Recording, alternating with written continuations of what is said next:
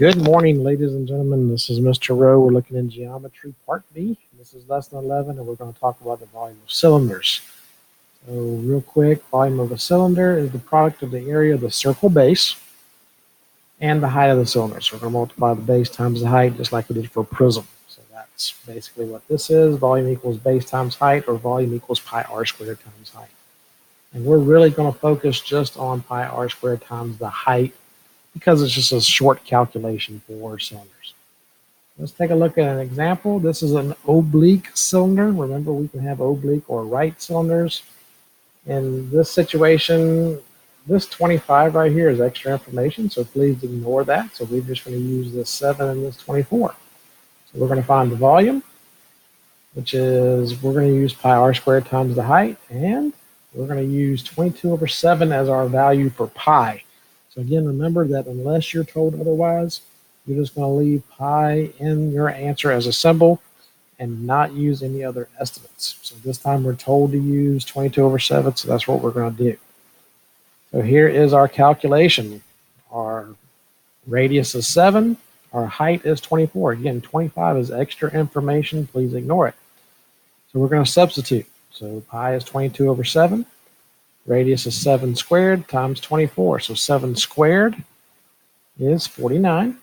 And so now we're just going to multiply this out. Again, if you have your calculator, pull that calculator out, do that calculation. Don't be afraid to do that calculation.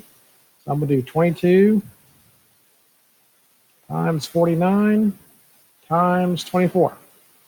That's all the numerators. And I'm going to divide by 7. And this is why we use 22/7, because we get a nice even answer here. And so that's the volume. And so we'll have,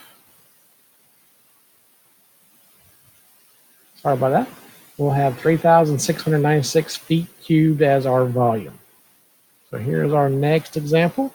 So we have another cylinder. This will turn on its side. And instead of given the radius, we're given the diameter. And we're given the height, so we're going to find the volume. We're going to use pi r squared times the height. Our radius is 6. We're given diameter here, so we have to find radius. Remember, radius is half the diameter. So we'll just divide that by 2 to get 6. Substitute that in. Pi times 6 squared times 10. 6 squared is 36. 36 times 10. Look at that, 360 pi. And that should have been meters cubed. I forgot to put the units, but make sure you put your units in your answer. And then finally, this is our little tricky problem. It's really not tricky. It's just applying something that we learned in a previous lesson. We learned how to find the area of a sector. So we're just going to apply that here to a cylinder. So we're going to find the volume. Now, in this case, the base is a sector of a circle, not a full circle. So we have to use that sector formula. So the sector formula is to take the portion of the circle. So the measure of the angle divided by 360. And then we're going to multiply times pi times radius squared times the height. So now this outside portion right here is 120 degrees. Well, I need this inside portion.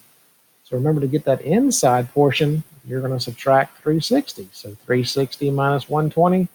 So this inside angle right here is 240 degrees. So make sure you go back and you review if you're not understanding. I had a little video on finding the area of a sector. Go back and review that recording if you're not completely understanding. So here is our formula. We're going to substitute in 240 divided by 360 times pi. The radius of the sector is 9 feet. And the height of the cylinder, or part of a cylinder, is 15 feet. So we're going to simplify this a little bit. And looks like I actually skipped that part in my thing, so that's fine. But let's pull out that graphing calculator and we'll show you how this works. Real simple here. We're going to do 240 times 9 squared times 15. That equals that big number. We're going to divide by our numerator. In this case, we only have one. It's 360. And look at that, we get 810. So that is going to be our final answer here. So we'll have 810 times pi, and that should be feet cubed, Mr. Rowe. Please pay attention when you're making these slides. So that is a cube right there. So I hope this helps you with this part of the lesson and helps you with the lesson assignment. If you struggle with finding the volume of a cylinder, please let me know in a teacher message or make that appointment for a help session.